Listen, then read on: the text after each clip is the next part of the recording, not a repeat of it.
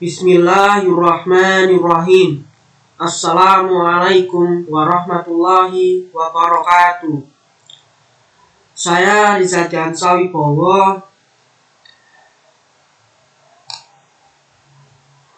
akan menjelaskan tentang diagnosis kesulitan belajar. Mata kuliah Psikologi Pendidikan. Dosen pengampu Ibu Asih Pujiastuti.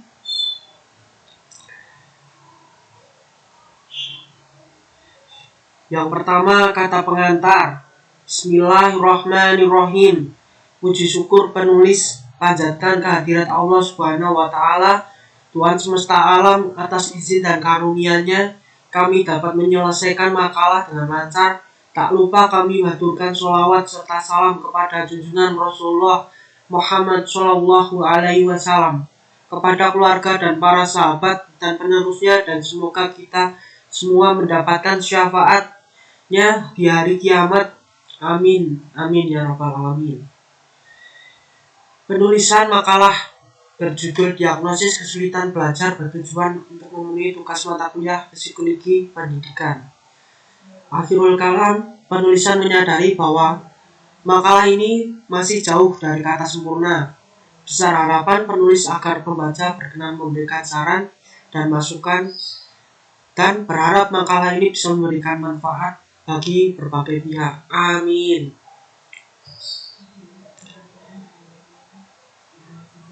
Kedua, daftar isi. Daftar isi terdiri dari halaman, sampul, kemudian terdiri dari 3 bab, yaitu pendahuluan, bab 2 pembahasan, bab 3 penutupan, dan terakhir daftar pustaka. Pada bab 1 pendahuluan, latar belakang. Proses belajar mengajar di dunia pendidikan tidak selamanya mengalami kelancaran dan ada hambatan dalam proses tersebut. Umumnya hambatan yang terjadi seperti adanya kesulitan belajar dalam diri peserta didik. Kesulitan belajar tersebut akan berdampak pada penurunan prestasi akademik dan prestasi didik.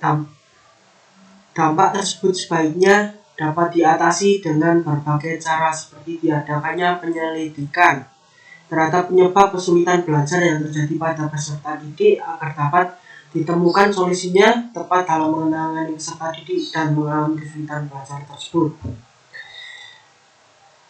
Guru sebagai pendidik dituntut untuk bertanggung jawab atas perkembangan peserta didik serta harus mampu mengenali peserta didik yang mengalami kesulitan belajar. Guru harus memahami faktor-faktor yang mempengaruhi proses dan hasil belajar, karena kesulitan belajar akan bersumber pada faktor yang mempengaruhi proses dan hasil belajar.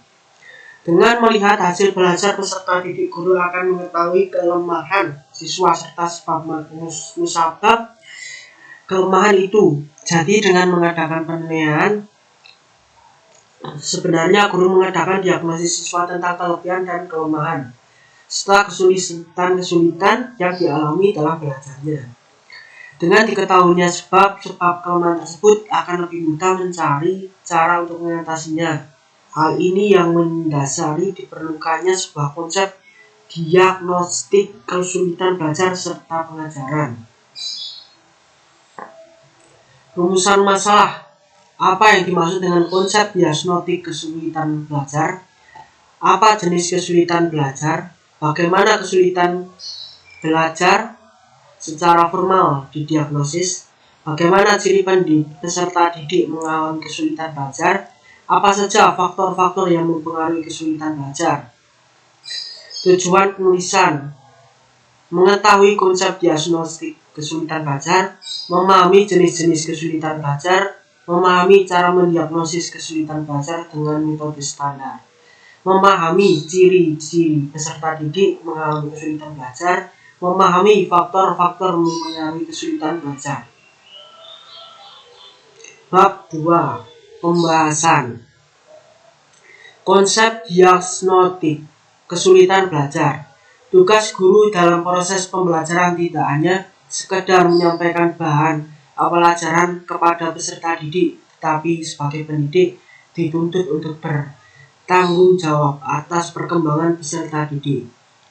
Kegiatan memahami kesulitan belajar peserta didik ini dikenal dengan konsep diagnostik kesulitan belajar yang lebih umumnya dikenal dengan istilah diagnosis kesulitan belajar. Dan istilah yang perlu dipahami terlebih dahulu yaitu istilah diagnosis dan kesulitan belajar. Pengertian diagnosis. Diagnosis adalah penuntutan jenis masalah atau kelainan dengan meneliti latar belakang, penyebabnya, atau dengan cara menganalisis gejala-gejala yang tampak. Pengertian kesulitan belajar. Kesulitan belajar didefinisikan sebagai rendahnya kepandaian yang dimiliki seseorang dibandingkan dengan kemampuan yang seharusnya dicapai orang itu pada umur tersebut. Kesulitan belajar secara informal dapat dikenali dari kelambatan dalam perkembangan kemampuan seorang anak.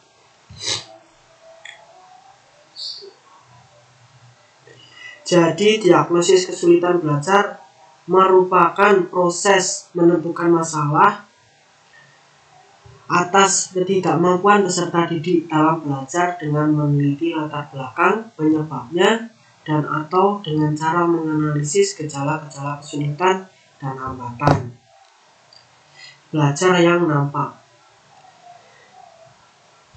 Jenis-jenis kesulitan belajar. Kesulitan belajar dibagi menjadi 3 kategori besar, yaitu pertama, dalam berbicara dan berbahasa. Kesulitan dalam berbicara dan berbahasa sering menjadi indikasi awal bagi kesulitan belajar yang dialami seorang anak. Orang yang mengalami kesulitan di sini memenuhi kesulitan dalam menghasilkan bunyi-bunyi bahasa yang tepat. Berkomunikasi dengan orang lain merupakan pengguna bahasa yang benar, atau memahami apa yang orang lain katakan. 2. Permasalahan dalam hal akademik. Siswa-siswi yang mengalami kegangguan kemampuan akademik berbaur bersama teman-teman sekelasnya demi meningkatkan kemampuan membaca, menulis, dan berhitung mereka. Ketiga, kesulitan lainnya yang mencakup kesulitan dalam koordinasi gerakan anggota tubuh serta permasalahan belajar yang belum dicakup oleh kedua kategori di atas, diantaranya seperti gangguan kemampuan motorik dan gangguan perkembangan khusus yang belum diklarifikasikan. Gejala-gejalanya adalah keterlambatan atau keterbelakangan dalam memahami bahasa, kemampuan akademis, serta motorik yang pada gilirannya mempengaruhi kemampuan untuk mempelajari sesuatu. Gejala-gejala ini juga mencakup gangguan koordinasi tubuh yang pada gilirannya dapat mengakibatkan buruknya tulisan seseorang dan kesulitan mengeja serta mengingat. Diagnosis kesulitan belajar dengan metode standar. Diagnosis yang sebenarnya terhadap kesulitan belajar dilakukan dengan metode uji standar yang membandingkan tingkat kemampuan seorang anak terhadap anak lainnya yang dianggap normal. Hasil uji tidak hanya tergantung pada kemampuan aktual anak, tetapi juga reliabilitas pengujian itu serta kemampuan sang anak untuk memerhatikan dan memahami pertanyaannya. Masing-masing tipe LD atau Learning Disorder, gangguan belajar. Diagnosis dengan cara sedikit berbeda untuk mendiagnosis kesulitan berbicara dan berbahasa. Ahli terapi bicara menguji cara pelafalan bunyi bahasa anak-anak, kosakata, dan pengetahuan tata bahasa serta membandingkannya dengan kemampuan anak supaya mereka yang normal. Sehubungan dengan gangguan kemampuan atau perkembangan akademis yang mencakup membaca, menulis, dan matematika, maka pengujiannya dilakukan dengan metode uji standar. Kita perlu memperhatikan bahwa penanganan gangguan belajar itu sangatlah berbeda dengan upaya mengejar ketertinggalan pelajaran di sekolah.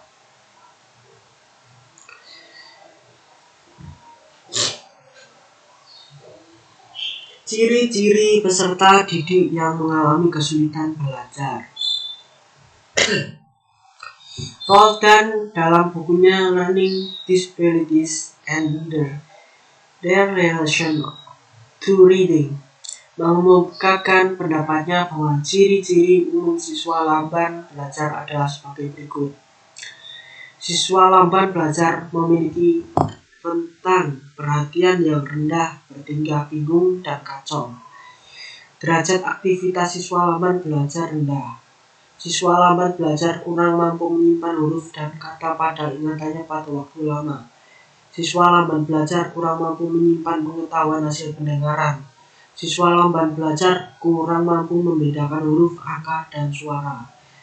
Siswa lamban belajar tidak suka menulis dan membaca. Siswa lamban belajar tidak sanggup mengikuti penjelasan yang bersifat ganda. Tingkah laku siswa lamban belajar selalu berubah-ubah dari hari ke hari. Siswa lamban belajar suka terdorong oleh perasaan emosional dalam pergaulan, mudah tersinggung dan saling marah. Siswa lamban belajar kurang mampu melakukan koordinasi dengan lingkungannya. Penampilannya kasar. Siswa lamban belajar kurang mampu bercerita dan sulit membedakan antara kiri dan kanan. Faktor-faktor yang mempengaruhi kesulitan belajar. Faktor-faktor penyebab timbulnya kesulitan belajar terdiri dari dua macam, yaitu faktor internal dan faktor eksternal. Faktor internal yaitu sebab kesulitan belajar yang bersifat fisik, yaitu karena sakit atau menderita cacat tubuh. Sebab-sebab kesulitan belajar yang bersifat psikis, yaitu faktor inteligensi, bakat, minat, motivasi, dan kesehatan mental. Faktor eksternal. Faktor keluarga.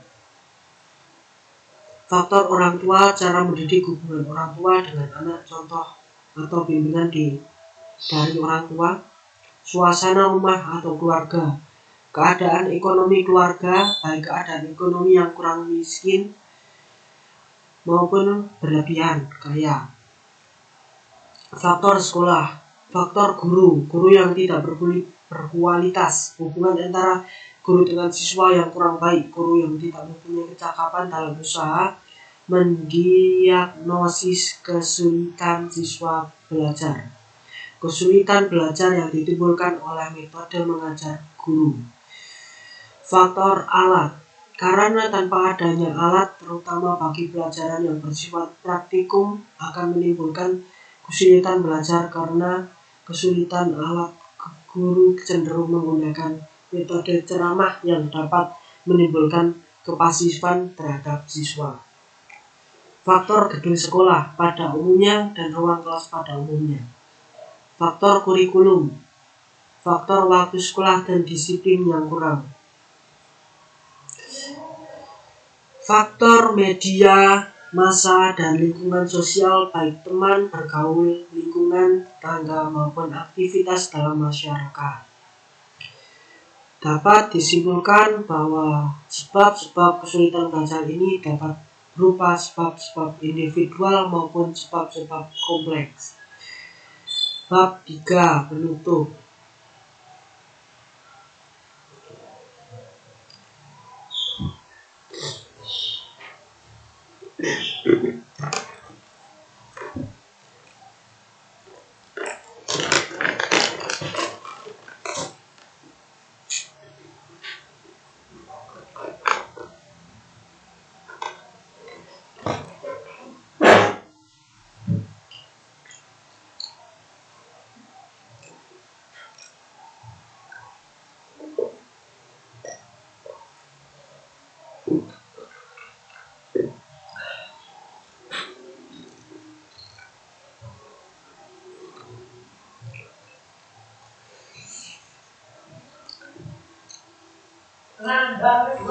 Kesimpulan, diagnosis kesulitan belajar merupakan proses menentukan masalah atas ketidakmampuan peserta didik dalam belajar dengan meneliti latar belakang penyebabnya dan atau dengan cara menganalisis gejala-gejala kesulitan atau hambatan belajar yang nampak.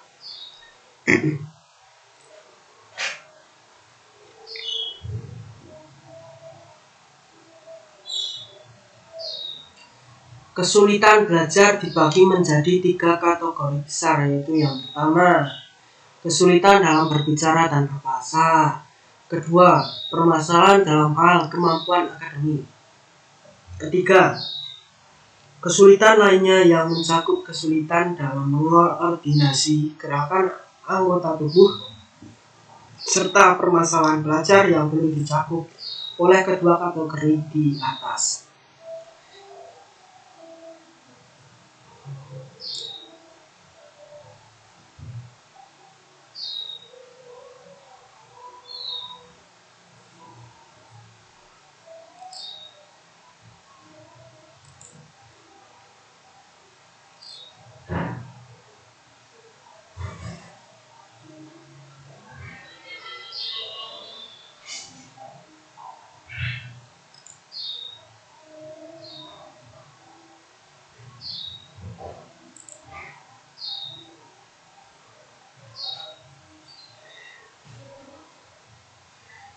Diagnosis yang sebenarnya terhadap kesulitan belajar dilakukan dengan metode uji standar membandingkan tingkatan kemampuan seorang anak terhadap lainnya yang dianggap normal. Faktor-faktor penyebab timbulnya kesulitan belajar terdiri dari 2 macam, yaitu faktor internal dari dalam diri peserta didik baik maupun fisik, psikis, dan faktor eksternal seperti faktor keluarga, sosial, media massa, dan sekolah.